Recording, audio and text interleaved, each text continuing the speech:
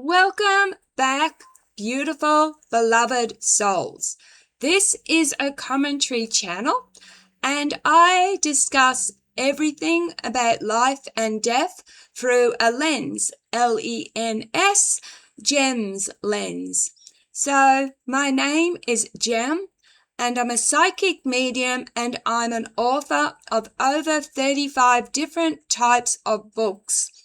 And just like the content on that I upload on my channel, my books also vary from poetry to paranormal to talking about things that have happened in my life. Again, welcome. I appreciate every one of you. I always ask, I don't push that you like or subscribe, but I do like comments because for me, YouTube is like I am talking to you. And a comment means you've heard, you've listened, and I appreciate them. So please just consider dropping a comment.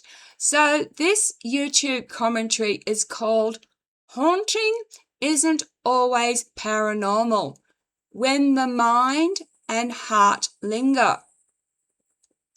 When people hear the word haunting, H-A-U-N-T-I-N-G, they usually picture something external, a shadow, a presence, a house with history, or sacred land. But most hauntings doesn't come from outside us. It comes from within. Memories that won't settle. Grief that revisits at night. Thoughts that repeat without invitation. Emotions that linger long after the event has passed. In this video, I want to discuss internal haunting. This is not to dismiss paranormal experiences, but to balance the conversation. Because if we don't understand internal haunting, we can misinterpret what's happening to us and sometimes frighten ourselves unnecessarily. This isn't about weakness. It's about being human. So, what is internal haunting? Internal haunting is what happens when something unresolved continues to visit us.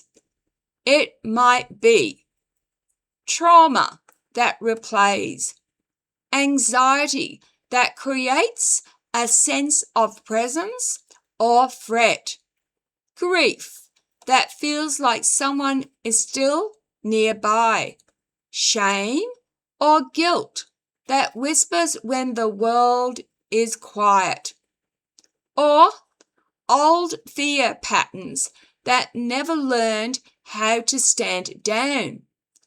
The mind and body are designed to protect us. Sometimes they protect us too well. And when protection doesn't know it's no longer needed, it becomes disturbance. This can feel incredibly real. People report feeling watched, sensing a presence, sudden dread with no obvious cause, nighttime fear, recurrent intrusive thoughts, dreams that bleed into waking life. None of this means you are broken. It means something hasn't been integrated yet. Why internal haunting is often mistaken for paranormal. The brain is a meaning-making machine. When something feels intense, unfamiliar, or frightening, The mind looks for an explanation, and culturally, haunting has been explained externally for centuries. If you feel a presence but don't know you're anxious, you might assume something is there. If grief feels close and personal, it can feel like the person hasn't left. If trauma activates the nervous system, the body reacts as if the danger is present now. This doesn't mean paranormal experiences don't exist. It means discernment matters. Before assuming something external, we must gently ask, what is my emotional state? Am I exhausted? Am I grieving? Have I been under prolonged stress? Is my body in fight or flight? Internal haunting often calms when the nervous system calms. The role of the nervous system. A regulated nervous system feels like safety. A dysregulated one feels like haunting. When the body is stuck in alert mode, silence feels threatening. Darkness feels alive. The mind fills gaps with fear. The past intrudes into the present. This is biology, not failure. And here's the important part. You don't need to remove internal haunting. You need to teach the body that it is safe now. Gentle solutions for internal haunting. So, let's talk about what actually helps. Number 1, name what's happening. Instead of saying something's wrong with me, try my nervous system is activated. Naming reduces fear. Fear feeds haunting. Number 2, ground the body first. Internal haunting lives in the body as much as the mind. Simple grounding involves feet on the floor. Name 5 things you can see. Slow breathing. Temperature awareness. This tells the brain, I am here, I am safe. Number 3, reduce nighttime vulnerability. Many people experience haunting sessions at night. Helpful practices. Soft lighting. Familiar sounds. Avoiding overstimulation before bed. Gentle routines that signal safety. Night magnifies what's unresolved. Number 4, address the original wound. Internal haunting doesn't appear randomly. Ask gently, what am I avoiding feeling? What ended without closure? What was never spoken?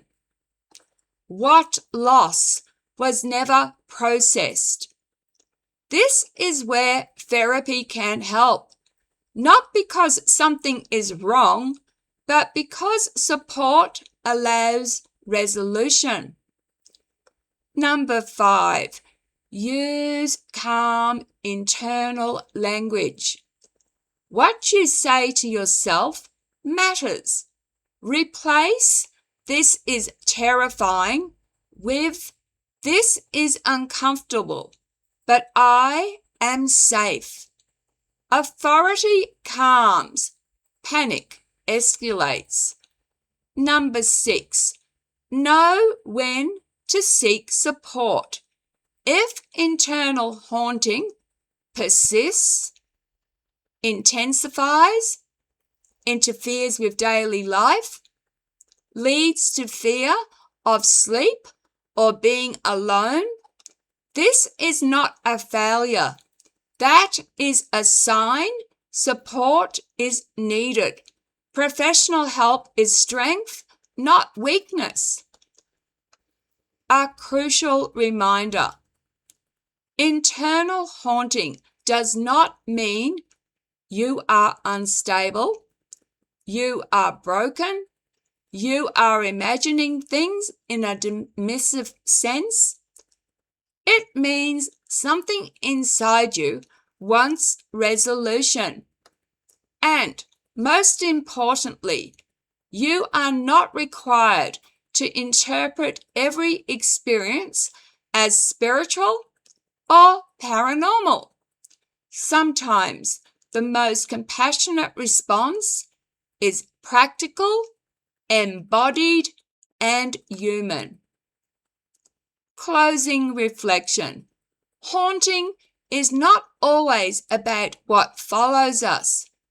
Often it's about what hasn't allowed or been allowed to leave. When we bring awareness, calm, and support to internal haunting, fear loses its grip. And when fear loosens, clarity returns. If you've experienced this, you are not alone.